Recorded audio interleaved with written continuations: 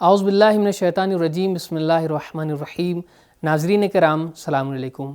آپ تمام عاشقان قرآن کو ایک بار پھر سے تفسیر نور کے اس ایپیسوڈ میں خوش آمدید کہتے ہیں۔ آج کے اس پروگرام کو شروع کرنے سے پہلے آپ کو یاد دلاتا چلوں کہ اس تفسیر سے متعلق ہر ہفتے کے آخر میں ایک کوئز ہوتی ہے۔ آپ سب سے گزارش ہے کہ اس کوئز میں ضرور شرکت کریں اور اپنے علم میں مزید اضافہ فرمائیں۔ تو ابھی تک ہم نے سورہ توبہ کی 122 آیتوں کی تفسیر کو جان لیا ہے۔ انشاءاللہ آج ہم سورہ توبہ کی مزید 2 آیتوں کی تفسیر کو جانیں گے، جس میں ہم یہ جانیں گے کہ ہمارا دشمن کون ہے اور کون سا دشمن سب سے خطرناک ہوتا ہے۔ تو آئیے اس کی تفسیر کو جاننے سے پہلے تلاوت اور ترجمے کو سنتے ہیں۔ کتاب انزلناه الیک مبارک لیدبروا بسم اللہ الرحمن الرحیم یا ایہا الذین آمنوا قاتلوا الذین یلونکم من الکفار ولیجدوا فیکم غلظہ وَاعْلَمُوا أَنَّ اللَّهَ مَعَ الْمُتَّقِينَ۔ اے ایمان والو، اپنے قریب رہنے والے کافروں سے جنگ کرو اور وہ تمہارے اندر سختی محسوس کریں، جان لو کہ خدا پرہیزگاروں کے ساتھ ہے۔ تو اس آیت میں اپنے قریبی دشمن سے جنگ کرنے کی بات کی گئی ہے۔ اب آئیے اس آیت کے نکات کی طرف بھی اشارہ کرتے ہیں۔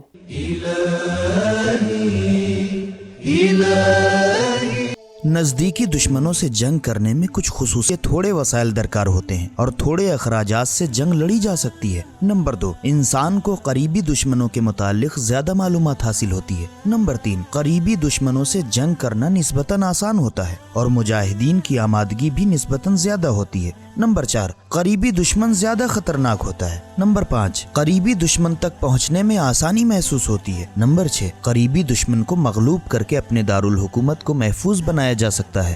لفظ غلظتاً صلابت، قوت و ہیبت کے معنی میں ہے۔ یہ لفظ سنگ دلی اور بدخلقی کے معنی میں نہیں ہے۔ مسلمان فوجوں کو چاہیے کہ وہ اپنی فوجی پریڈ، اپنے لباس اور جنگی اسلحے کا مظاہرہ کر کے دشمن کے دلوں پر رعب ڈالیں۔ فتح مکہ کے وقت حضرت صلی اللہ علیہ وآلہ وسلم نے لشکر اسلام کو حکم دیا تھا کہ جب وہ ابو سفیان کے گھر سے گزریں تو پوری آن بان کے ساتھ گزریں، تاکہ اسے اپنی حقارت اور لشکر اسلام کی قوت کا احساس ہو اور مشرکین کے حوصلے کمزور ہوں۔ اسلام یہ کہتا ہے کہ اگر کوئی شخص صدقہ و خیرات کرتا ہے تو اسے چاہیے کہ اپنے قرابت اور رشتہ رکھنے والے یتامہ و مساکین سے ابتدا کرے، اور اگر کوئی شخص زکوٰۃ دیتا ہے تو ابتدا قریبی ضرورت مندوں سے کرے۔ اس طرح سے اگر کفار سے جنگ کا مرحلہ درپیش ہو تو پہلے قریبی دشمنوں سے نمٹنا چاہیے، اور اگر دعوت و تبلیغ کا آغاز کرنا مقصود ہو تو پھر ابتدا اپنے قرابت داروں سے کرنی چاہیے۔ اسی طرح سے انسان کو چاہیے کہ نماز کے لیے قریبی مسجد کا انتخاب کرے اور نماز جماعت میں پہلی صف میں کھڑا ہونا چاہیے، کیونکہ وہ صف امام کے قریب تر ہوتی ہے۔ اس آیت میں دفاعی جہاد کے بجائے آزادی بخش جہاد کا حکم دیا گیا ہے، اسی لیے اس میں مجاہدین اسلام کی صفات کو بیان کیا گیا ہے اور کافروں کے حملہ آور ہونے کے شرائط کا تذکرہ نہیں کیا گیا۔ تفسیر فی ظلال القرآن۔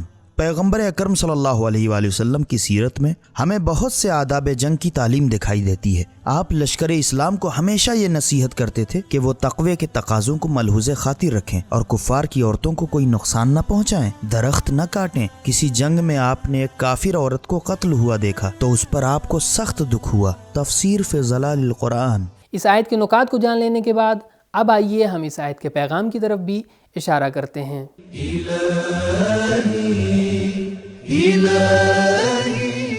نمبر 1، ایمان عمل اور جہاد کو طلب کرتا ہے۔ یا ایھا الذین آمنوا قاتلوا۔ نمبر 2، نزدیکی دشمنوں کے شر کو دفع کرنا زیادہ اہمیت رکھتا ہے۔ یلونکم من الکفار۔ اسلام کی جنگی حکمت عملی یہ ہے کہ قریبی دشمنوں سے جنگ کا آغاز کیا جائے، اسی طرح سے فکری اور عقیدتی مقابلے میں بھی عام شبہات کے ازالے کو اولیت دی جائے۔ نمبر 3، لشکر اسلام کے رعب و دبدبے کو قائم کرنے کے لیے مناسب اقدامات کرنے چاہیے۔ مجاہدین میں شوق جہاد کو بیدار کرنے کے ساتھ ساتھ جدید ترین جنگ کے آلات سے انہیں مسلح کرنا چاہیے اور افواج کو جنگ کی جدید ترین ٹیکنیک سے باخبر کرتے رہنا چاہیے۔ وَلْيَجِدُوا فِيكُمْ، نمبر 4، لشکر اسلام کی ہیبت ایسی ہونی چاہیے جس سے دشمن مروب ہو جائے غلظتاً۔ نمبر 5، اندرونی شجاعت کے ساتھ ساتھ بیرونی صلاحیت بھی ضروری ہے وَلْيَجِدُوا۔ نمبر 6، لشکر اسلام کو جہاں فولاد کی طرح سے مضبوط ہونا چاہیے وہاں اسے تقوی سے بھی آراستہ ہونا چاہیے، ان اللہ مع المتقین۔ نمبر 7،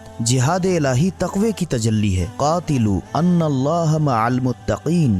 نمبر 8، جنگ میں کینہ و ہوس بھی ممکن ہے، اسی لیے مجاہدین اسلام کے لیے تقوی بنیادی شرط ہے، ان اللہ مع المتقین۔ تو یہ تھی آیت نمبر 123 کی تفسیر۔ اب آئیے آیت نمبر 124 کی تفسیر کو جاننے سے پہلے اس کی تلاوت اور ترجمے کو سنتے ہیں۔ بسم اللہ الرحمن الرحیم وَإِذَا مَا أُنزِلَتْ سُورَةٌ فَمِنْهُمْ مَنْ يَقُولُ أَيُّكُمْ زَادَتْهُ هَذِهِ إِيمَانًا فَأَمَّا الَّذِينَ آمَنُوا فَزَادَتْهُمْ إِيمَانًا وَهُمْ يَسْتَبْشِرُونَ۔ اور جب کوئی سورہ نازل ہوتا ہے تو منافقین میں سے کچھ کہتے ہیں کہ اس سورے نے تم میں سے کس کے ایمان میں اضافہ کیا ہے۔ وہ لوگ جو ایمان لائے ہیں تو ان کے ایمان میں آیات اضافہ کرتی ہیں اور وہ خوشیاں مناتے ہیں۔ ترجمے کے بعد اب آئیے اس آیت کے پیغام کی طرف بھی اشارہ کرتے ہیں۔